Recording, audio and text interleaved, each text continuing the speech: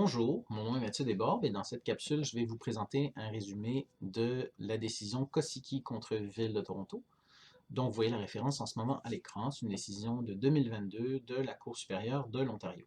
Alors les faits, ce sont donc deux personnes, M. Kosicki et Mme Munro, qui sont propriétaires de la maison au 2 avenue Lundy. Donc tout de suite en arrière de leur propriété, il y a beaucoup d'arbres et en fait ces deux petits terrains-là sont clôturés et ils sont situés entre leur propriété et l'allée et finalement le parc. Et en arrière du parc, il y a donc la rivière Humber. Eux donc font une action en possession adversative pour se voir attribuer la propriété des deux terrains qui ont été clôturés alors qu'ils sont dans le titre propriété de la ville de Toronto. Le juge va en fait faire un historique de la possession adversative et surtout de l'exemption des terrains municipaux. Comment dans l'historique judiciaire, finalement dans l'historique de common law, on est venu exclure certains types de terrains publics de la possibilité de les acquérir par possession adversative. On va d'abord citer les rues, les routes, ensuite les terrains sylvicoles sur terre publique, et pour finalement arriver à la question des parcs. Et puis, le juge va nommer en particulier un précédent dont il va reprendre le test. Donc, c'est l'arrêt Oro Medonte de la Cour supérieure de l'Ontario. C'est une décision plutôt qui date de 2013. Dans la décision Oro Medonte, on amène deux critères importants. Premièrement, il faut que le terrain ait été acquis, donc, ou acheté, ou été exproprié par la municipalité pour des fins publiques. Donc, il faut que le projet soit public à la base, ce qui est le cas ici, c'est un parc. Et il faut ensuite que les terrains aient effectivement été utilisés par le public. Et c'est là où ça coince dans notre cas d'espèce, parce que comme les terrains ont été expropriés en 58 et que la clôture, qui est maintenant celle des Kosicki, n'apparaît pas avant 1971 sur les plans, la clôture n'était pas là initialement, mais elle est là en 71, donc quelque part entre les deux, elle a été érigée. Et finalement, on ne sait pas, il n'y a pas de preuve formelle à l'effet que le public utilisait ces terrains-là avant qu'il y ait une clôture dessus.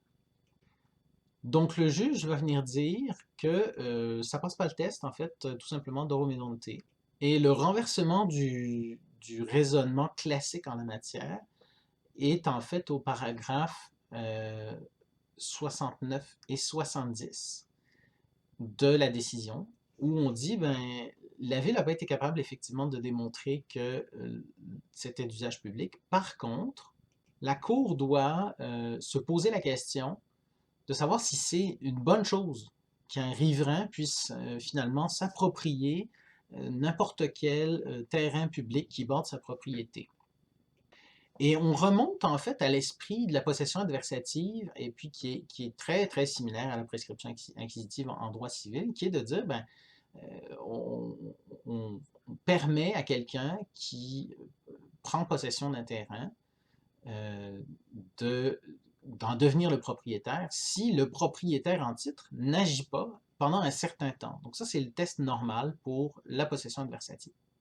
Mais on vient dire, ben, c'est normal que la Ville de Toronto ait rien fait en 50 ans parce que la Ville de Toronto n'est pas un propriétaire premièrement privé, c'est pas un propriétaire normal. La Ville de Toronto a plus de 1000 parcs sous sa gestion et donc elle ne peut pas se rendre compte de tout ce genre de situation-là.